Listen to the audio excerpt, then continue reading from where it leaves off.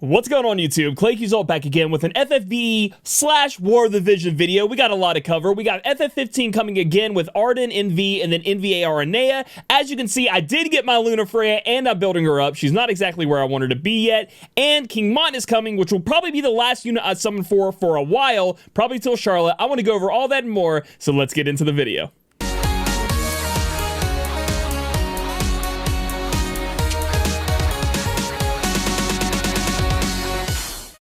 Are you down and out of Lapis or Vizior?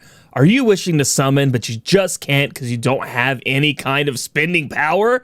Well, today is your lucky day, because today's video is sponsored by Amazon Coins, a great way for you guys to save on getting that Vizior and Lapis in your pocket. Click the link in the description below to get 20% off your Amazon Coin purchase. It's savings on savings. Amazon Coin's best way for you guys to be buying your in-app mobile purchases for FFBE or War of the Vision. So use Amazon Coins today and use my link. So to start the video off, I want to talk about something that I thought was very funny. In my Discord, we'll see an image here. Somebody posted what I look like and what my quality looked like at one of my first videos. So that's my first video on the left talking about Ramu, how to get Ramu in FFBE. And then on the right, we can see what I look like now. So you can kind of see that with me right now. I thought it was hilarious how much I've grown, changed. The beard looks better on me. I ain't got that baby face. Things are looking good. And I think we've upgraded a bit. Let me know in the comments. I thought it was funny to show that off. Next, I'm working on my Luna Freya. Luna Freya is amazing. She's been outstanding for me. I'm actually in love with the Chronicle Battle system. I think that's freaking awesome.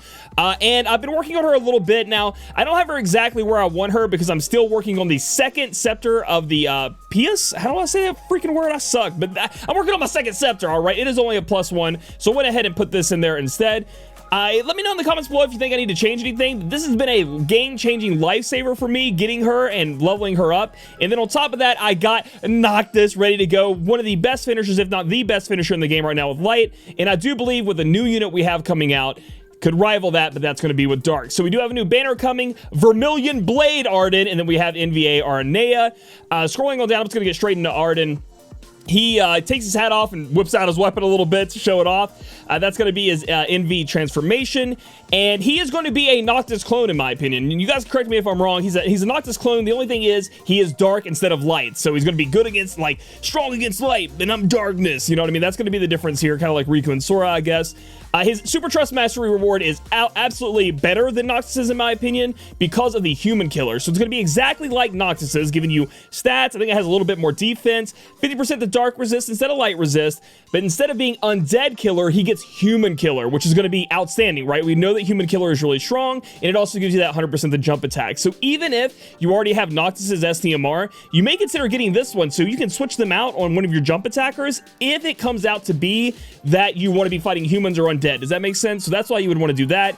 His blade here, his TMR, is strictly made for him. Again, very similar to Noctis, but boosts dark damage of LB abilities and gives you that jump attack. You're going to want to put it on him. Going to be great. And he's going to be a great finisher in the Dark Visions if you're pairing him up with Venera, right? Because Venera is going to be that chaining and you finish jump in with him. And he is getting global updates. So if we go ahead and scroll down, he does get an update kind of like Noctis did with his jump. And if they buff him as much as they buff Noctis, he's going to be insane. So Noctis will be your light finisher, jump finisher. This guy could be your dark jump finisher and be very, very strong. The weird thing here that people are pointing out, and I've seen myself, is they are not mentioning dark in this jump, right? They're not mentioning that this is going to be dark damage. So if somehow this is an unelemental, which I highly doubt it, I think somebody just forgot to write in the right thing, that would be insane. You can put whatever weapon you want in his hand, jump on somebody's head, and you can finish that way. It'd be very, very good, but I'm pretty sure it's going to be dark damage at the end of the day. Moving on to Ardyn, and it's updated. Neovision Awakenable. She was not that good in JP. Her NVA was not that great. She kind of does the little, I feel like that's a taunting kind of pose right here. So I'm not going to cover too much, like I said before. I'm only going to cover units I'm interested in, meta units myself. Next up, we have the Spring Equipment Enhancement Event. I got it, dude. I said it right. So you're going to be able to go in here, get your hands on another weapon, and then also get specific upgrades to certain weapons that you had in the past. Obviously, you guys have done this before, and I think it's cool that they have past units be 100%. We have Yoshikiri in here. We have King Bahimi that just came out, etc. So you're going to have a lot of chances that help boost up your chances of getting these, you know what I mean? So that's going to be great, and that's something for you guys to be grinding as well. We do have a new Neovision card, obviously coming with Ardyn, but the thing about it is Noctis's vision card if you already have Noctis, except for it gives you light resist instead of dark resist. So again, it's just like the same unit, light and dark mix, right? It's like, it's actually insane how close they are to being the same. And we get a new Chronicle Battle, which I think this is like my favorite addition to Final Fantasy Brave Exvius in a while. Like, I cannot tell you how strong these items are that you have to grind for and everybody can get their hands on. It is absolutely insane. Now, obviously, they're made for specific units, FF15 in mind, but those units are absolutely bonkers, so it's really good. The first one, going to be a Lance, going to be for Arnea. The second one can actually be worn by a lot of people. The first two things you see here, with the boost wire water resist by 50% and boost equipment attack by 50%, so true dual wield 50%, that's going to be FF15 only. But high attack 50, defense 45, spirit 25, and you get attack, defense, magic, spirit by 20%.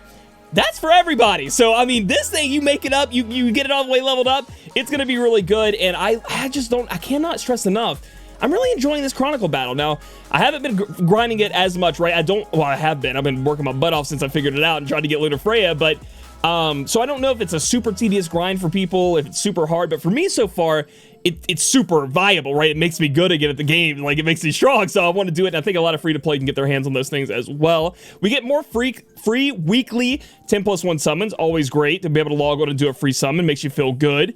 They're also doing the $11.99 that they've done with every unit, which I love, by the way. They get that well in me, you know, I haven't been welling too hard at this game lately, but they have been getting that $11.99 out of me every so often, because you just spend $11.99, pray to the moon and hope something good happens. I do like that. It's a quick, easy get in there, get out. And then the rest of it is a bunch of shop updates. So overall, this week, it's kind of like, I like the Chronicle Battle, right? It gives you something else to spend your energy on if you want to farm out those things, or you can keep working on your units that you have been. Like me, I need to work on my Luna Freya a little bit more. The problem I see is we didn't get the Shard Dungeon, and my God, do I want to make my Luna Freya freaking EX plus 3, dude. This is like one of the first units I'll ever do it on. I haven't done it on anyone. I haven't felt it was that important, but for her, I'm going to try my hardest. I am 120 away, and I don't have that many transition pearls, but boy, I will make her EX Awakening 3. She is so strong. She's unreal. I know FMA is coming soon, so I won't be summoning on Ardyn myself, but I will be saving, and hopefully FMA comes soon. So now we're going to switch over to War of the Visions, and I want to talk a little bit about King Mont. All right, guys, now we're over here on War of the Visions. I just want to give you an update on what I'm working with. I have built both 2B and 9S's weapon all the way to +5. Got that done. All my Final Fantasy X units are now 120. 2B and her card are maxed, so she can go to 120. I've maxed her out entirely EX 25. And then 9S, I'm going to keep at 115. I may not even push him to 115 because of the news that King Mont is coming out. And 9S was kind of a unit I wanted to max out. I knew it was good to have a lightning user in my back pocket. But with King Mont coming out, my Visior has depleted greatly since Final Fantasy X came. Remember, I started with like 120, 130. Now I'm down to 51,000 in the matter of like 3 weeks, I feel like. So I've got to be careful. Helena's coming out, but she is not the type of unit that I want personally that I'm going to go after and seek. She's very, very strong, immensely strong. A lot of people will go for her, but with these double cost units, I'm going to pick and choose, and I am choosing to get King Mont because he's my man, and I like him a lot. So I'm not going to go in insane detail on King Mont. I'm sure you've heard that from a million different YouTubers.